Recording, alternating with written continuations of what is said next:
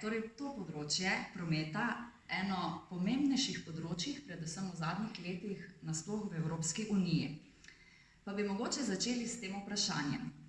V zadnjih letih so bili izvedeni številni ukrepi Evropske unije na področju varovanja okolja, podnebnih sprememb in zmanjševanja številnih izpušnih plinov. Zanima me, kaj vi osebno menite o prepovedi vožnje motornih vozil s starimi dizelskimi motorji v središčih večjih mest Nemčije in Francije. Bi se lahko zgodilo, da lahko takšne ukrepe pričakujemo tudi v Mariboru in Ljubljani? Hvala. No, najprej, če mi dovolite, en lep pozdrav vsem skupaj in hvala, da imamo to priložnost že drugič v mojem mandatu, da se srečamo in da rečemo nekaj besed na temo, tako pomembno temo, kot je promet. Zdaj, jaz upam, da boste res aktivno delali v svojem poklicu, upam, da boste šli tudi študirati še naprej in še poglobili svoje znanja. Moram pa vam že zdaj reči, da verjetno zaradi tega ne boste najbolj vidni, ker o prometu se govori sem takrat, kaj je narobe. Vsi predpostavljajo, da bo dobro funkcioniral, da bo neviden, da ne bo delal nobenih problemov, potem pa, če se le da, se ga potem porine na stran kot temo in se o njej nočejo kaj dosti pogovarjati. Vendar, tudi jaz moram priznati, da šele z nastopom te funkcije sem se v resnici zavedala, kako brez prometa, urejenega prometa, brez tega, da smo povezani, da smo učinkoviti v prometnih virih oziroma načinih dela, ni ene demokratične, sodobne, odprte družbe. In to je izjemno pomembno sporočilo, da se tega zavedamo, da s tem, ko ustvarjamo dobre, učinkovite, mednarodne prometne povezave, v bistvu postavljamo temelje demokracije. Na drugi strani temelje miru, da se ljudje lahko sploh povežejo, da lahko sploh sodelujejo med sabo. In hkrati so izjemno pomemben element pri konkurenčnosti. Ne vem, če veste, ampak logistični stroški, navkljub temu, da se ves čas pritožujemo, da so v Evropski uniji visoki, so v resnici eden glavnih konkurenčnih prednosti evropskih produktov v svetu. In se zelo trudimo, da bi izboljšali seveda to učinkovitost. In hkrati seveda moramo gledati na to, ali povzročamo tudi negativne vplive. Zdaj smo že blizu postavljenemu vprašanju.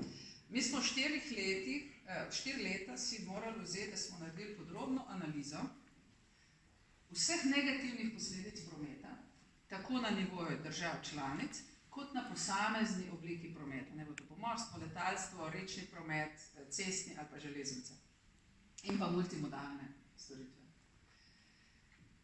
Presenetljive številke so vam prišle, številke, ki potem kličejo po zelo dramatičnih ukrepih. A si upa kdo ugant, koliko imamo mi negativnih stroškov oziroma posledic, ki se reflektirajo v negativnih stroških zaradi prometa na EU nivoju na leto? Približno. A si upa nekdo reči? Milijard, milijonov, kaj bi rekel?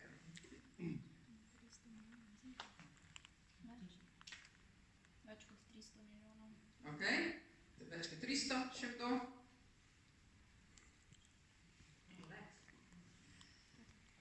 Zdaj bom zelo počas povedala. 1 bilijon evrov na leto. Takšen bi bila po vašem mnenju idealna oblika osebnega transporta v prihodnosti? A imamo ene 3 ure zdaj cajta? Hvala, super vprašanje. In predvsem bi vam položila na srce, lepo vas prosim in prosim profesorje, dajte pomagati in ta koncept razumeti. Kot prometniki morate razmišljati sistemsko, kar pomeni, da ni samo ena rešitev, ki vodi v končno dobrobit, ampak je treba pogledati celoten koncept, celoten ekosistem. Pa zato, da lahko vaše vprašanje odgovorim, vas samo povabim, da je infrastruktura, ker recimo, če hočeš ti električne avtomobile ali pa na vodikove celice ali pa na ne ve kakšen drug alternativni vir, ki bo zmanjševal recimo onesnaževanje, propagirati, moraš imeti infrastrukturo, kjer bojo ti novi avtomobili oziroma pogonski sistemi imeli sploh dostop do teh novih virov. Se pravi, infrastruktura se mora vzporedno razvijati za vozili. Ali bo to javni promet, osebno verjamem, da bo javni promet v kombinaciji z mikromobilnostjo, se pravi javni promet na dolge razdalje, ki bo požiral večje količine potnikov, v tem trenutku mi vidimo, da je glavna rešitev so vlaki. Tako za tovorni promet, kot za potniški. In smo zdaj pospešeno investiramo in do 2030 bo vse države članice, upam, da tudi Slovenija, povezane v to skupno mrežo, ki bo dovoljevala hitrosti tam od 180 do 220 km/h, zato se mi tudi trudimo za ta bogih naših 24 km, da bi postavili pogoje, da bi šli lahko naprej z posodabljanjem tega glavnega železniškega križa.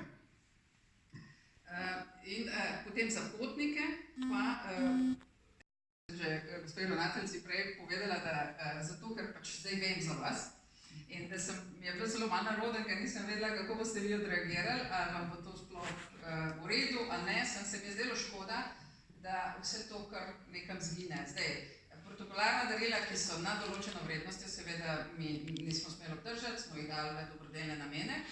Tisto, kar pa je nekje ostalo v pisarni, sem pa rekla, gotovo si mladina lahko iz tega kaj nauči, ker nekatere knjige so take, ki so pač bolj slikovne, druge imajo zelo dobro tudi vsebinsko vrednost za neke naloge, raziskovalne naloge.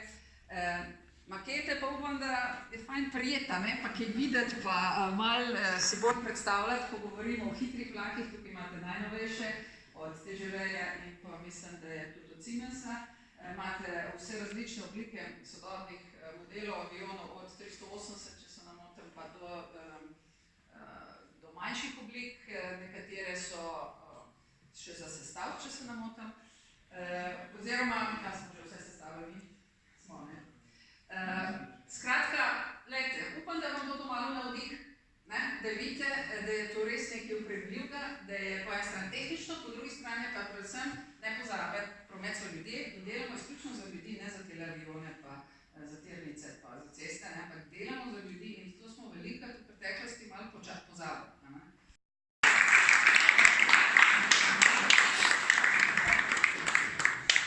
Spoštovana gospa komisarka, v imenu vseh zaposlenih, v imenu naših dijakov, naših študentov, se vam iskreno zahvaljujem.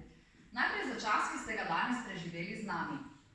Še posebej pa vam res veliko iskreno zahvalo izrekamo za vse tisto, kar je tukaj razstavljeno.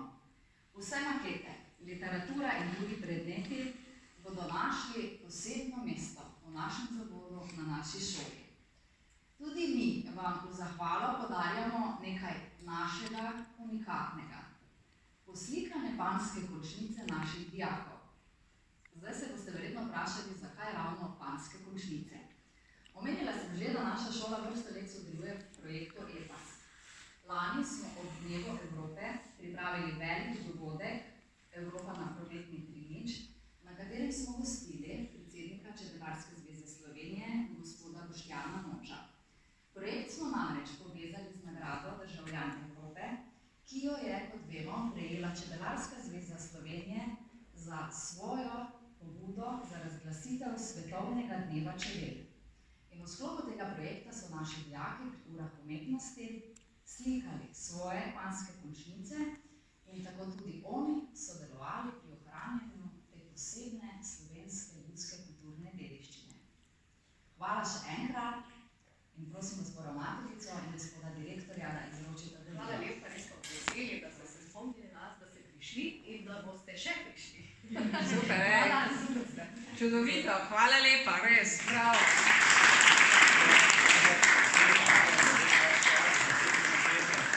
Dijakom bo res neizmerno hvaležni. Hvala lepa. Ampak jaz še nisem kaj.